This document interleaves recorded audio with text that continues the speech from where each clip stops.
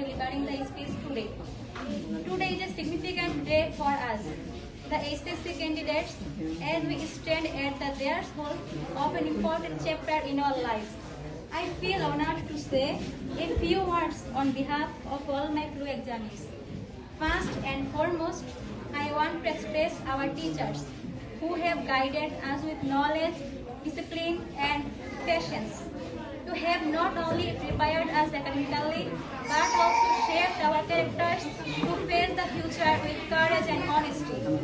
To our juniors, we are leaving this campus soon, but we leave behind memories, friendships, and lessons. Make the best use to your time and always remember that the teachers is your greatest mentors. Always respect your teachers. Dear friends, this is not just the end of our madrasa life. It is the beginning